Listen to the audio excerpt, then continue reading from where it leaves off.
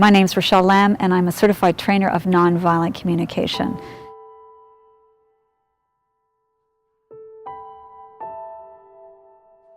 I do this work because there's conflict in our lives and in this world, and it's just part of the terrain of living. And we've been given a set of tools in the manner of how we speak with each other, especially during those times of conflict, that actually interfere with our capacity to really connect with each other and ourselves.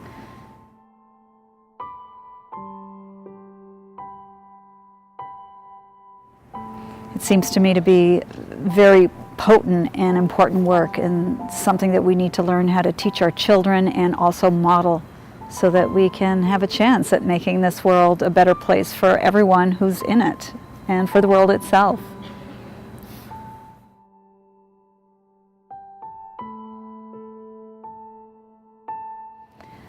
I teach nonviolent communication because I, first of all, discovered it 20 years ago. I came across the book Nonviolent Communication by Dr. Marshall Rosenberg, and when I read that book, it just went straight to my heart.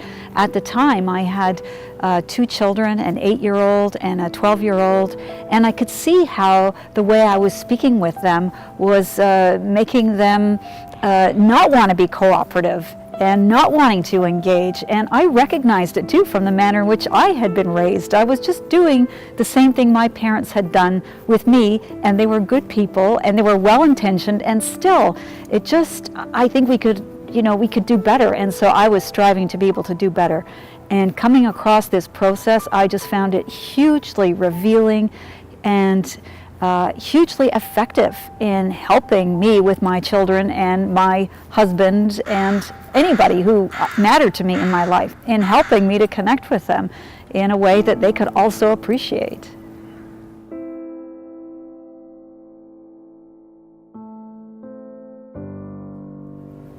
The way NVC has helped me is that, especially in terms of my children, because that's when I came across it, I knew there were times when I really wanted them to change the way they were behaving. And I also knew at the time that using any language that was going to be judging of them was just going to have them push back and resist. And so I would find myself stuck, literally wanting to talk to my kids, and they'd have this look in their eyes that I recognized as the look I had in my eyes that I must have had with regard to my own parents.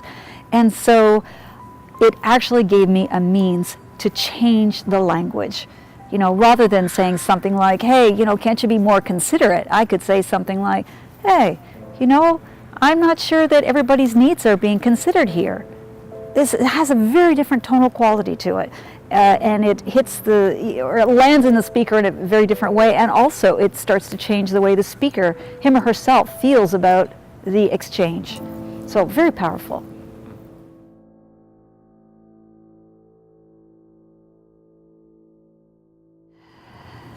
I think for a good many people, there are moments in their significant relationships with others where they are hugely challenged because they have had moments of very meaningful and harmonious exchanges with those same people.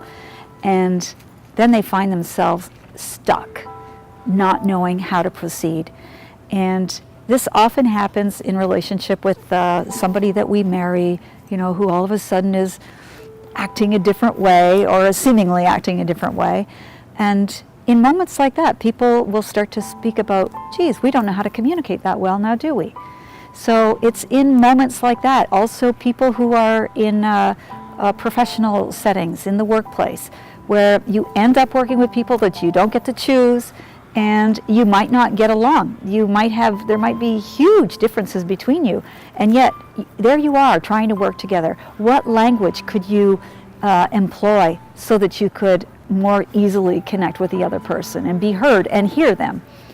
So there are a lot of situations. Also when people are in a stress situation, for instance, a dying parent, how do you speak to somebody about their dying? You need to be able to be vulnerable and also to support that person in being vulnerable and not pretend that everything is fine when it's not. And I find nonviolent communication just has so many different ways of connecting with with life itself, with the vibrancy of life.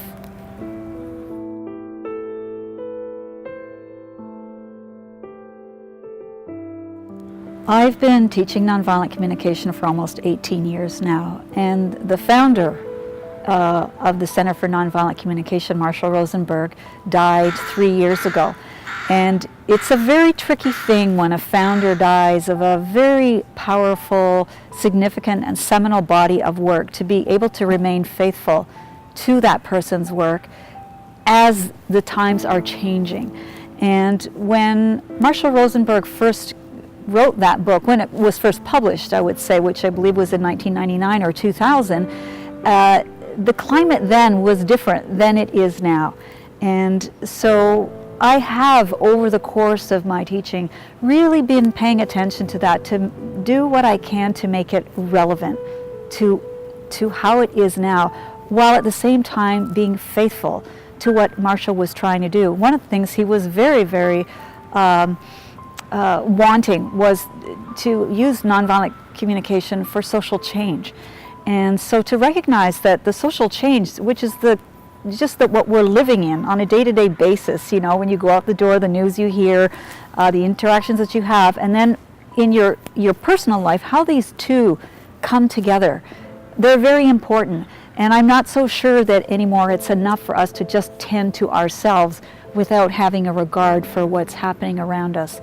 And to be able to live in a world where we're really considering the needs that we have as human beings, but not just humans, all of life. Life is full of needs, and how can we attend to them, the ones that are beyond ourselves? I think at a time where, you know, climate change is part of the conversation, these things need to also make their way into how we speak to each other in some way.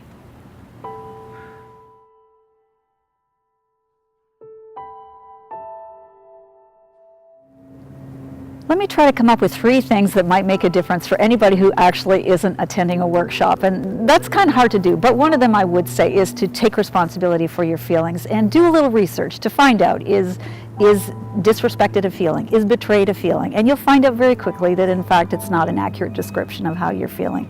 That would be one thing. Another thing I would say is to really pay attention to your own sense of goodwill. Is that alive in you?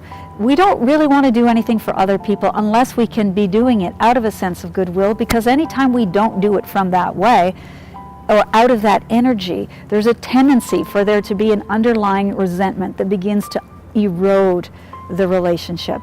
So that would be something. Really track your sense of goodwill and try to bring that out in people, because it's a wonderful thing for us to be able to, you know, relate in that way. Another thing I would say is, so often I think we speak out of a contracted energy and we'll say things that we'll later regret. I'm not sure how to get out of that so much, but it does take thinking in a very big picture way. And the biggest picture way I know how to think about it is one day you're going to die. And you want to be able to look back at your life and feel like you did your best. Not like you were right, but you actually could do something that really connected with your own sense of integrity and dignity and the way that you would like to be remembered. So those are the 3 things I would say. There are more, but that would be a good place to start, I think.